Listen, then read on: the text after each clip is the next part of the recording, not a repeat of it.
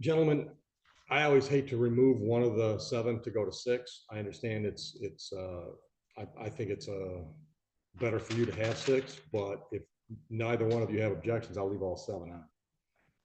We want 6. That's fine. Are you doing it random? Yeah. I didn't know if number 7 was the one. All right, Gary.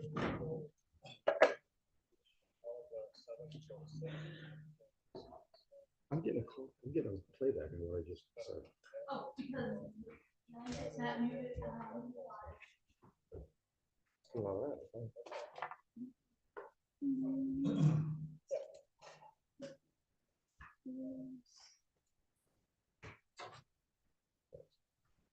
Have a seat, folks.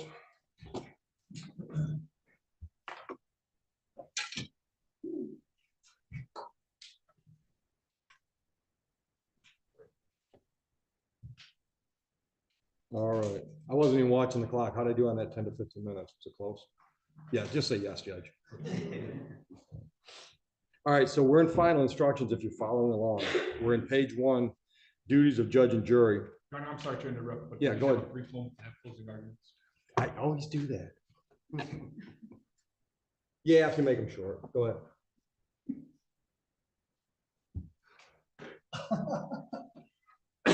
I don't feel it's right to waive, but I would have, but okay. Ladies and gentlemen, the jury, brief moment to give you some closing arguments, at least as to the position of the people's case. Thank you again for being attentive. This went quicker than what we thought. Every time we anticipate one way or another, we're always wrong either way. But in any event, at least it's simple from the standpoint that we had one witness. He had the benefit of the video. So again, as I said earlier on, you saw the case as Detective Belowski saw the case unfolding in front of him on January the 6th. Now you're going to get an opportunity to hear from the judge in a moment, and the judge is going to instruct you on what the law is. And so it would be your duty to take the facts as you determine them to be with the backdrop of the law and make a decision. We talked earlier a couple of times because it's important. We talked about the prosecution's burden beyond a reasonable doubt. There was some definition as to that, which you heard. I asked you during the time of jury questioning, if I were to prove the case beyond a reasonable doubt, would anybody have any inability to return a verdict of guilty? And then again, during the opening statement, I reminded you that I accept the burden beyond a reasonable doubt, but I don't want to be held to a higher burden because that's high enough from a proof standpoint. And I hope again that when the judge instructs you as to what that burden is specifically, that you take that serious, because that is important to me on both sides. I want to do what I have to do. I want to meet the burden that I have to meet, but I don't want to do any more than that, and don't think it's right to do that. But in any event, where are we at? Here's the facts. Here's the facts, or here's at least as we saw this unfold. Sergeant Belowski, on surveillance, based upon information that he had received a couple of weeks ago, before this, I should say, by Officer Johnson. He was made aware that there was somebody driving around in the township with a vehicle that looks like a police vehicle, and that a known defendant, Paul Dupont, was associated with him and had been engaged with him on a couple of different occasions. Based on the fact that he saw that vehicle, he started his surveillance. His testimony was that prior to that time, he didn't know who the defendant was. He didn't know who St. Clair was from anybody at that moment. Had no reason to have any interest in him, but did have an interest in Mr. Dupont. Did the whole weaving in around, and ultimately ended up where both vehicles were facing each other 150 feet away. For some strange reason, Mr. Dupont gets out of his vehicle and starts to walk toward the police officer. Strange, normally it's the other way around. When somebody has outstanding warrants, they seem to want to evade the police. But in any event, for some unknown reason, because he wasn't here to testify, and it doesn't really matter, he took the course to direct himself to Detective Belowski and did that 150-foot walk of life. You understood and you saw where Detective Belowski had the benefit of the lean machine, confirmed that there were outstanding warrants. He testified that his duty, among other things, is to effectuate arrest if somebody has a warrant out for them. He confirmed that that was the case. He testified that it was his purpose when he saw Mr. Dupont coming to him to complete that arrest. He testified that it would have been a typical arrest under normal circumstances, happens all the time. And while he's a police officer, it'll happen again in the future. And the process is the same. You put somebody in cuffs, you pat that person down, you take an inventory of what that person has in whatever form it is, a bag, a briefcase, whatever, a suitcase, because it's his responsibility to keep that inventory. You search the defendant before you put him into your vehicle for safety purposes. You just don't know. And that would have been conducted in a short period of time and probably without incident. However, the world changed a little bit that evening because we have a defendant in this case who had nothing to do with the encounter between Sergeant Pawlowski and Mr. Dupont, decided that he was going to interject.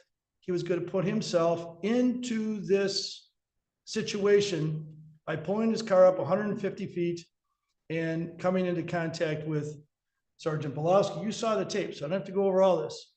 So what we saw is that initially the confrontation, or whatever word you want to use, was between Sergeant Pawlowski and Mr. Dupont when he told him to turn around, come back, you're under arrest, on and on and on. He had no interest in the driver at that point, even when he pulled up. There was no direction given to the driver until Mr. Dupont went over and put the bag into the car. Sergeant Pawlowski came over, shined the light, told Mr. St. Clair, I have no issue with you, just don't touch that bag. He was under arrest. Confrontation starts. You heard the confrontation. You heard what was said between the two. And I questioned Sergeant Pawlowski at that time, well, why couldn't you just take St. Clair out of this and put him and take him back and do what you were supposed to do? His testimony was, for safety reasons, I need to be focused on the defendant. And St. Clair had told him, I have a gun. He's in his car. Looks like a police vehicle. Call it what you want. Whether that's okay or not okay, whatever you decide, that's not what he's being charged with today. But this guy is driving around in a vehicle that looks like 95% looks like a police vehicle. He's interjected himself into a scene, into an investigation, into an encounter for which he has no purpose and no interest of being there. I guess you have to ask yourself, what was his motivation? I can't climb into his head, but in any event, he starts to confront Sergeant Pawlowski after Sergeant Pawlowski had told him, I have, with the light, I have no interest in you, just don't touch the bag. He immediately accuses him of stalking, harassing, and let the games begin, all the nastiness back and forth. Now, you didn't see Sergeant Pawlowski elevate, get loud with him until this thing continued to progress. If you remember, if you work through this, I mean, he just wanted to make sure that this guy left the scene so that he could complete that which he had a duty to do. I asked him, with all of what was going on, did that interfere? Did that obstruct? Did that hinder you of doing your job as a police officer and taking care of, or at least doing your duty as a police officer? And his testimony was yes. And then he explained how all of the delay occurred. Again, we talked about what his duty was. His duty is to effectuate an arrest. We may like that, we may not like that, but when he swears to uphold the laws of the township, the state of Michigan, and the United States of America, he has an obligation to carry out that duty. And that's what he was trying to do. His testimony is that based upon all of the actions of the defendant, he believed that he was interfering, hindering, and preventing him from doing this. Now, there was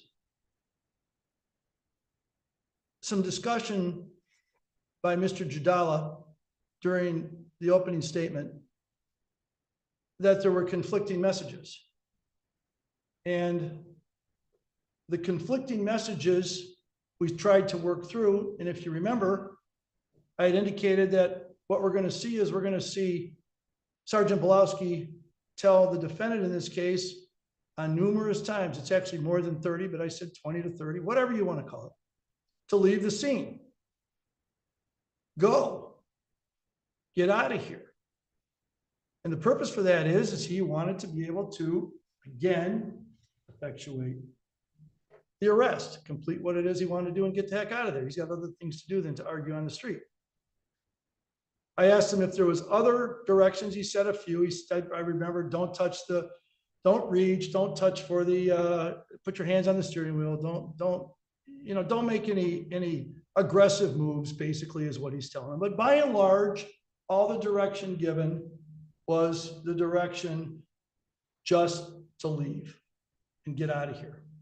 If Officer Detective Belowski wanted the confrontation with Mr. St. Clair, he wouldn't have told him to leave.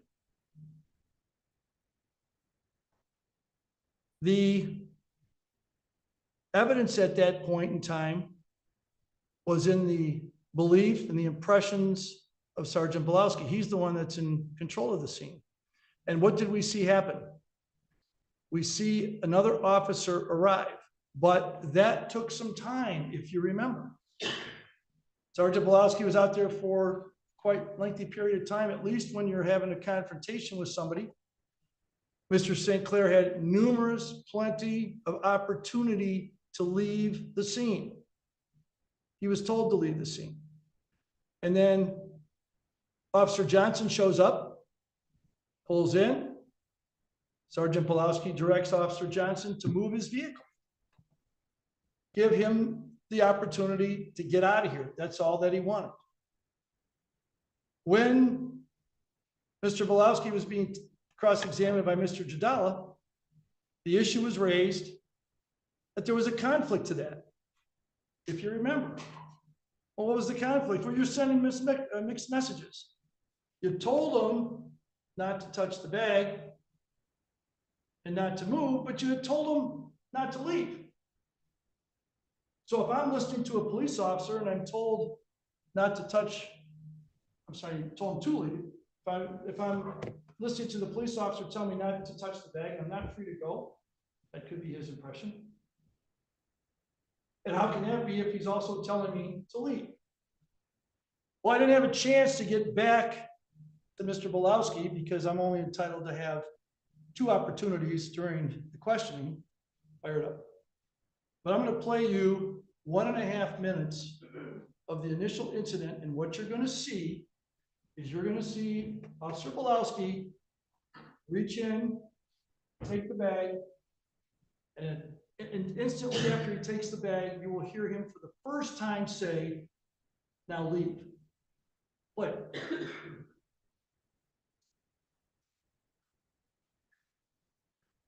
What are you doing?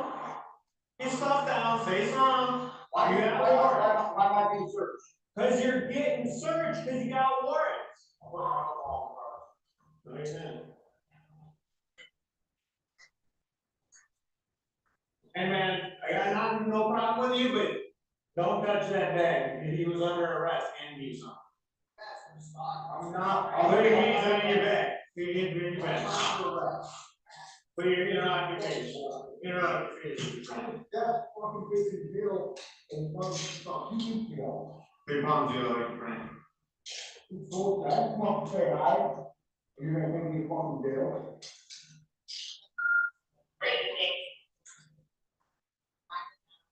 No, I don't.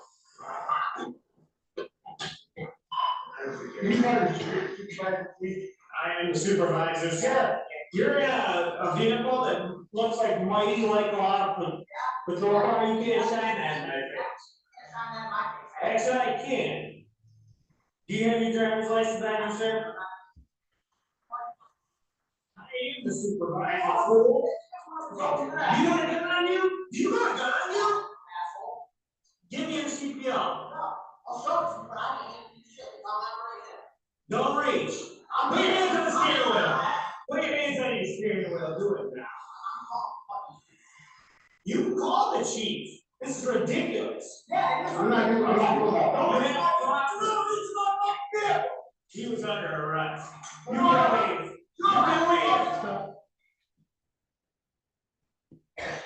As he testified, his purpose for going to the car was to retrieve the evidence that he believed he had a right to pick up and take. His words were exigent circumstances. That means that if the car took off, there would never be an opportunity to retrieve the evidence. So there are exceptions to maybe the more strict rules. That's what he testified to that he believed. But the interesting thing is that up until that moment, until he had possession of the evidence, he never told Mr. St. Clair to leave. Why not? He didn't want him to leave at that moment temporarily. He wanted the evidence. His purpose to getting engaged was to arrest Dupont, uncover the evidence, take him to jail, and go on and continue to do his job. But he was prevented to do so. After he took possession of that evidence, which was his purpose for getting involved in this anyway, then he tells him 20, 25 times to move on. I asked him again, why is it that you can't conduct the business at hand now that you have the evidence? His testimony was, again, I can't turn on a guy who's acting like this. I won't even try to put a word to it. I'll let you put your own words to it, but whatever you want to call that, who's armed with a gun. He's a police officer. Somebody's obviously extremely agitated, maybe even a little unstable, who knows? But he's not going to turn his back on somebody like that. He also has to protect the defendant that he has. I'm talking about Mr. Dupont, who he has in custody. He can't allow harm to come to him.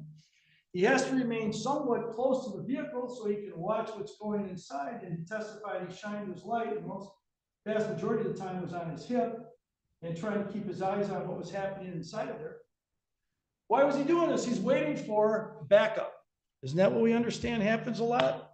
Police officers can't act, react, or participate sometimes unless they have backup officers on the way. He would have loved for St. Clair to leave, told him again and again and again. After a period of time, here comes Officer Johnson. Now, Officer Johnson is on the other side of the vehicle, if you remember. He asked him to come over here so that they can stay together. Again, for what? Safety reasons, for the police. Now, that's their procedures, not mine. I don't pretend to write procedures for the police, but that's what he testified to is what occurred. Again, he tells Officer Johnson to back up, to give him all the room in the world to move on. Does anybody believe that St. Clair had any interest in moving on? If you come to that conclusion, I don't know what evidence you can look at to come to that conclusion.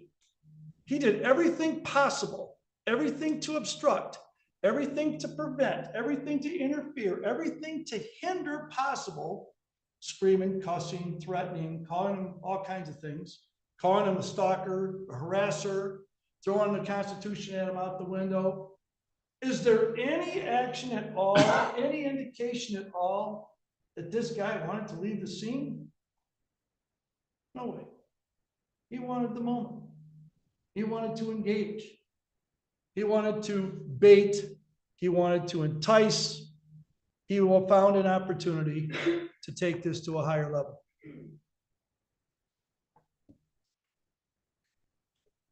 Now, when you're in the deliberation rooms, you have an opportunity to look at all of the facts, all the circumstances, consider the arguments of the attorneys, but that's not fact. But when you do that, you don't leave your common sense at the door. Yes, you're to follow the law as charged by the court, but it doesn't require you to leave your common sense at the door and not apply this. And I'm just asking you to consider those things that I raised right now from a commonsensical standpoint, not some self-created, not some way of looking at something that fits a narrative by somebody who is in whatever state of mind he's in. But apply your common sense and ask yourself if this is something normal that would happen in a traditionally simple arrest situation on a public street anywhere, and on this particular night in Sumter Township. We don't have to do that. We can apply our common sense when we look at this. I contend to you, ladies and gentlemen, that the proof is overwhelming.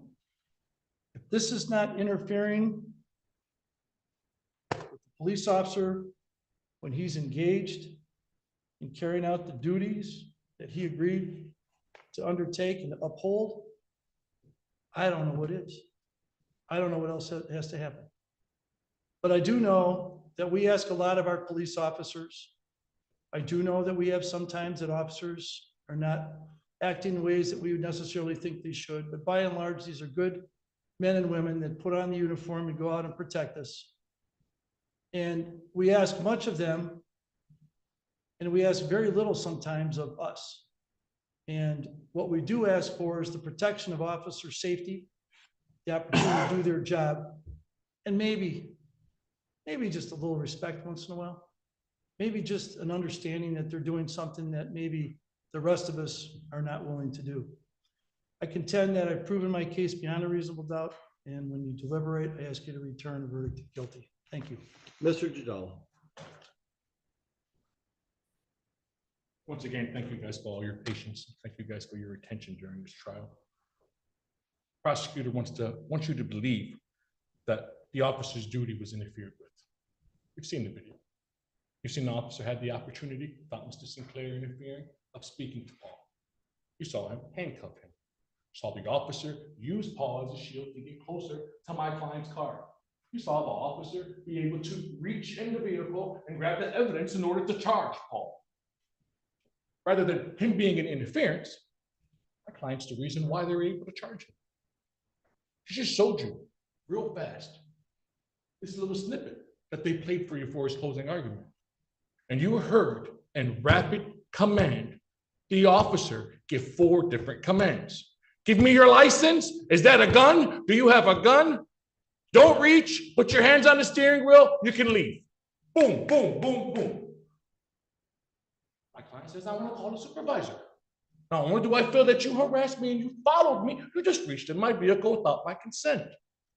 There's a constant conversation. There's a conversation between the officer and my client that's constantly occurring. You saw the video. He tells him, when I asked the officer, so when you told him not to reach in the bag, was he free to leave? Well, it's a matter of perception. I agree, it is a matter of perception. My client has a way different perception than what the police have. My client at this point feels that his rights were violated and he expresses it. Maybe he cursed, not illegal. Maybe he's being what we call an a-hole. That's not illegal. He has every right to respond to the police the way they did. You saw the different incidences throughout the testimony. They ask him to leave. My client wants to go give him the Constitution. He tells him to get out the car and pick it up. A few seconds later, you can leave. Boom, boom, rapid commands, inconsistent commands happening right after each other. And after he asks them to leave, they're still talking. They're still engaged in conversation. They're still talking to each other. After this incident happens, he's told to leave, but an officer's there. You say, well, maybe he was in his way. But he admits he did all. Ask the officer to move. Once that officer goes to move, there's still conversation between the detective and my client. He's telling him, you're selling weed out of your vehicle, accusing him of a crime. And my client's engaging, they're talking. By that time, a second officer appears. Now he's telling him to leave. Now there's 2 cars. When do you have the opportunity to leave if you're constantly in conversation and you're constantly being given inconsistent commands? There really is no opportunity. My client has the right to be as belligerent as he wants to, but he is not disobeying a command that cannot be followed. He's not interfering with the police when he's in his vehicle with 2 other officers at the scene. There was no interference. Now, you have to understand why I asked the officer, why do you keep calling this a fake or a look-like car vehicle? They're upset. They don't like my client. They don't like how he thinks, how he talks to them, or what he's driving. They're reaching to charge him for something. You watched everything that happened here. The judge is going to explain to you all the elements of the case. And I agree with the prosecutor. Use your common sense. That's all I ask you to do is look at what he said, look at the activities here, and use your common sense. How can my client obey a command where he's being shouted at, constantly different and miscommunicating ideas of what to do. How can you interfere when the whole reason for this arrest to occur was because my client stayed there? We just ask you to please use your common sense. Remember everything that was said by the detective, and we ask you to come back with the verdict of not guilty. Thank you. Mr. Young. Maybe belligerent? It's the understatement of the day, my friend. Maybe belligerent. He has a right to be belligerent? Maybe, I don't know. He might have a right to be belligerent. He may have a right to be upset with rapid direction, like, give me your driver's license so I can make an ID. Like, show me your right to carry a gun that you just told me about. Like, don't reach. Like, put your hands on the wheel. These were not directions given to Mr. Dupont because he had nothing in life to do but give him orders. It was for his own safety. What is he supposed to do out there? You've got this belligerent individual who's making all these accusations, causing problems, doesn't comply with any request. And when did he feel like he was not free to leave? When the bag was put into the car. When did that happen? That happened 20 seconds after he pulled up. Remember? Remember? Dupont goes and puts the bag in. Pulowski comes over and shines the light, says, I have no problem with you, just don't touch the bag. Within a minute, I just played it. Within a minute and 20 seconds later, he had the bag out. That's not an issue. That's just somebody grabbing to try to make an issue out of something that doesn't happen. I'm going to say this again. The actions by St. Clair, if that doesn't give rise to a level of interfering, obstructing, hindering a police officer when a police officer is trying to do his or her duty, I don't know what is. I guess I'm getting too old for this job if that's what it comes down to. But here's the test at the end of the day, and then I'll sit down. The defendant is charged with interfering, obstructing, hindering, and opposing a Sumter Township police officer while making arrest. Number 2, or refusing to disperse from a location upon the command to do so by the officer, times 30. And defendant's conduct occurred while this officer was discharging his official duties. The criminal charge is based upon the Code of Ordinances of Sumter Township, Chapter 14, 14-27, which prohibits such conduct. To establish a violation, you're going to hear this. I'm reading you what you're going to hear in a minute. To establish a violation of this ordinance, the prosecutor must prove the following elements beyond a reasonable doubt. 1, defendant did in violation of Sumter Township Ordinance, Chapter 14, Section 13-27, interfere, obstruct, hinder, or oppose, or fail to disperse from a location upon the command of a Sumter Township police officer when directed to do so, all while the officer was discharging his duties. That's all I've heard for the last 2 hours. Sorry, it's not in the charge. The defendant knew or had reason to know that Sergeant Pulowski was a Sumter Township police officer and performing his duties as a Sumter Township police officer at the time of this incident. Here's the catch. If you find that the Township of Sumter prosecutor has proven each of those elements described above beyond a reasonable doubt, you must return the verdict of guilty. That's where we sit now. We didn't sit that way a couple hours ago, but that's where we sit now. I thank you for your time. Thank you, gentlemen. All right, folks, I get to read to you. We're on page 1, final instructions under duties of judge and jury. Members of the jury, the evidence and the arguments in this case are finished, and I will now instruct you on the law. That is, I will explain the law that applies to this case. Remember that you have taken an oath to return a true verdict, true and just verdict, based only on the evidence and my instructions on the law. You must not let sympathy, bias, or prejudice influence your decision. You must avoid reaching conclusions that may have been unintentionally influenced by stereotypes. You must reach your own conclusions about this case individually, but you should do so only after listening to and considering the opinions of the other jurors who may have different backgrounds and perspectives from yours. As jurors, you must decide what the facts of this case are. This is your job and nobody else's. You must think about all the evidence and then decide what each piece of evidence means and how important you think it is. This includes whether you believe what each of the witnesses said. What you decide about any fact in this case is final. It is my duty to instruct you on the law. You must take the law as I give it to you. If a lawyer says something different about the law, follow what I say. At various times, I've already given you some instructions about the law. You must take all my instructions together as the law you are to follow. You should not pay attention to some instructions and ignore others. To sum up, it is your job to decide what the facts of the case are, to apply the law as I give it to you, and in that way to decide this case. A person accused of a crime is presumed to be innocent. This means that you must start with the presumption that Mr. St. Clair is innocent. This presumption continues throughout the trial and entitles the defendant to a verdict of not guilty unless you are satisfied beyond a reasonable doubt that he is guilty. Every crime is made up of parts called elements. The prosecutor must prove each element of the crime beyond a reasonable doubt. The defendant is not required to prove his innocence or to do anything. If you find that the prosecutor has not proven every element beyond a reasonable doubt, then you must find the defendant not guilty. A reasonable doubt is a fair, honest doubt growing out of the evidence or lack of evidence. It is not merely an imaginary or possible doubt, but a doubt based on reason and common sense.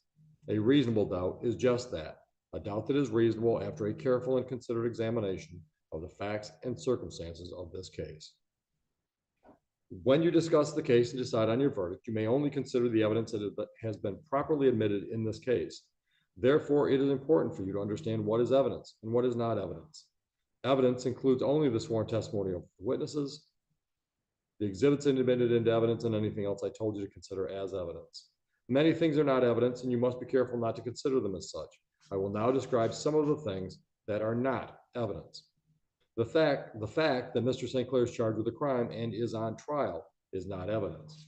The lawyer's statements and arguments are not evidence. They're only meant to help you understand the evidence and each side's legal theories. You should only accept things the lawyers say that are supported by the evidence or by your own common sense and general knowledge. The lawyer's questions to the witnesses and my questions to the witnesses are also not evidence. You should consider these questions only as they give meaning to the witnesses' answers. My comments, rulings, questions, and instructions are also not evidence. It is my duty to see that the trial is conducted according to the law and to tell you the law that applies in this case. However, when I make a comment or give an instruction, I'm not trying to influence your vote or express a personal opinion about the case. If you believe that I have an opinion about how you should decide this case, you must pay no attention to that opinion. You are the only judges of the facts, and you should decide this case from the evidence. At times during the trial, I may have excluded evidence that was offered or stricken testimony that was heard. Do not consider these things in deciding the case.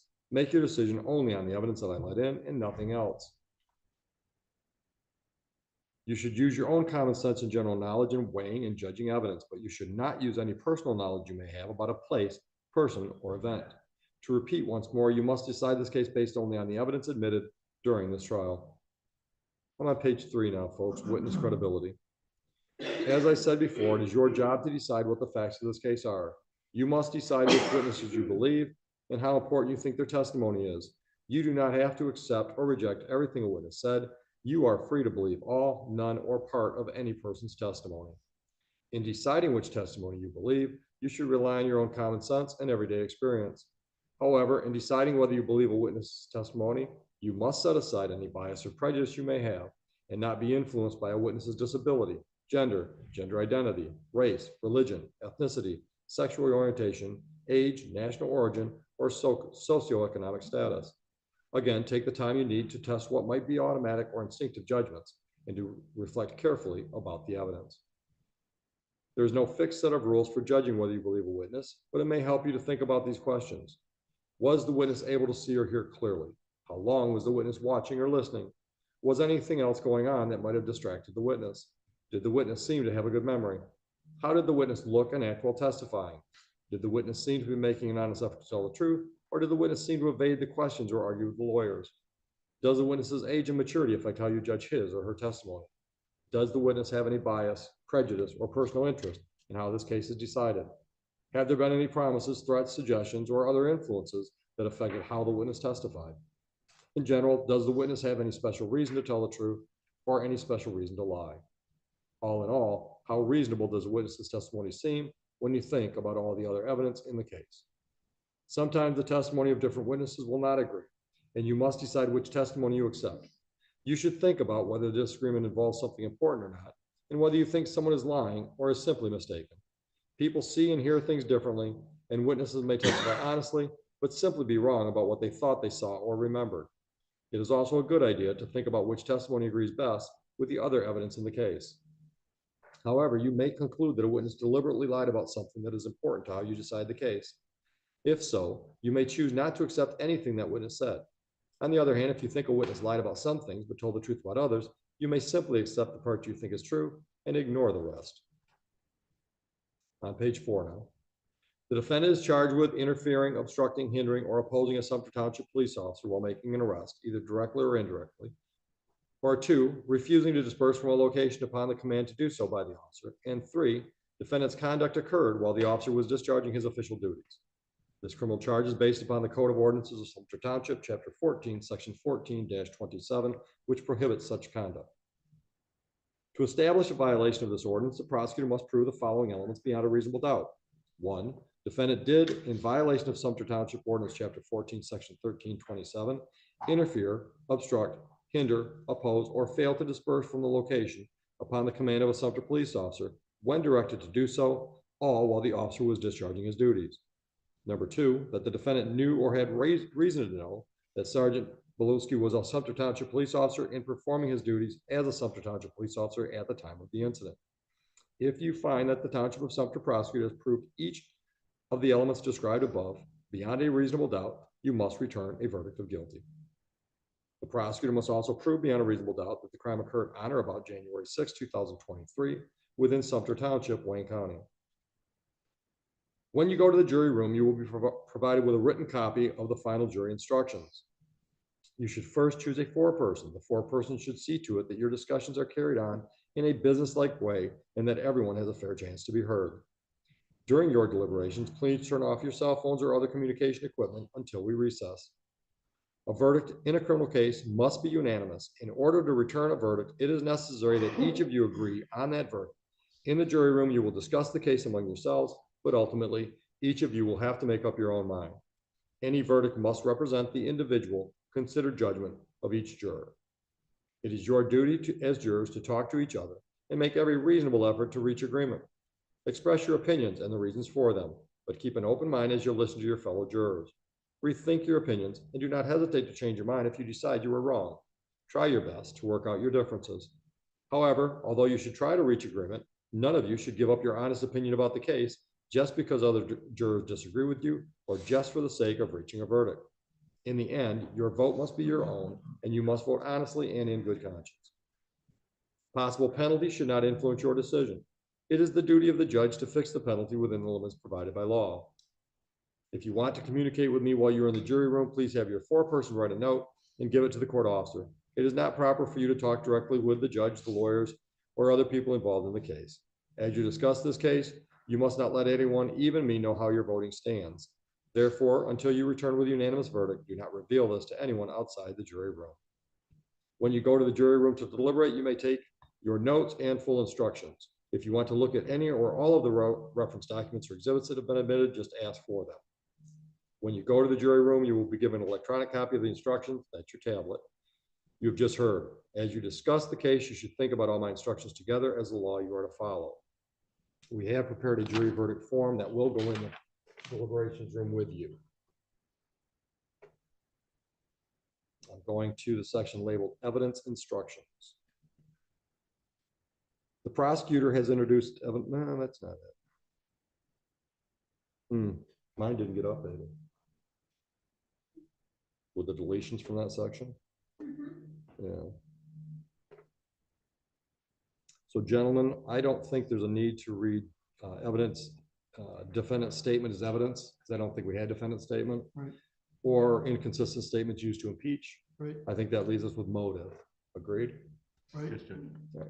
You may consider whether the defendant had a reason to commit the alleged crime, but a reason by itself is not enough to find a person guilty of a crime. The prosecutor does not have to prove that the defendant had a reason to commit the alleged crime. He only has to show that the defendant actually committed the crime and meant to do so. Now I'm moving on to witness instructions. Yeah, that one didn't get updated either.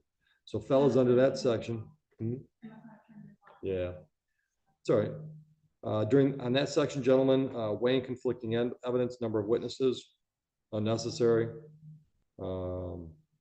As is character evidence, agreed. Agreed. Page 2, you have heard testimony from witnesses who are police officers. That testimony is to be judged by the same standards you use to evaluate the testimony of any other witness.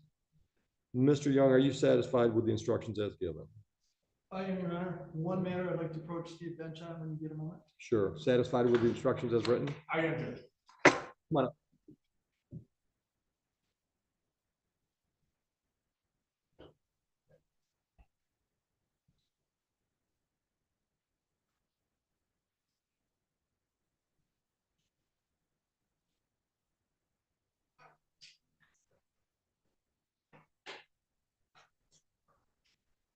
All right, folks. Where is our clerk? Oh, I thought he fell asleep. Officer Crowe is going to take you back in for final deliberations. Now, coats, personal property, if you want to leave it here, it's fine. The courtroom's always going to have a court officer in here, or the door will be locked, one of the two. If you have notes, you want to take them in, fine. If you didn't take any notes, just leave them here. Same with your tablets. Or at least take one tablet, because I have the jury. Yeah, if you want to look at instructions, they're there. And once again, if you need anything, Officer Crowe is not going to leave the hallway right outside your door. So if you have any questions, just knock on the door and he'll find out what's going on.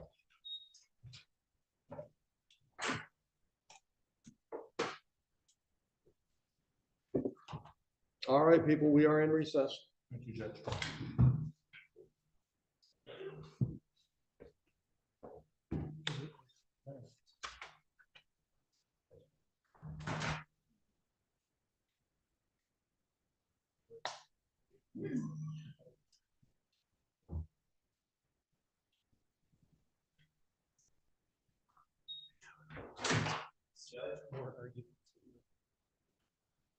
It's down the hall to the right.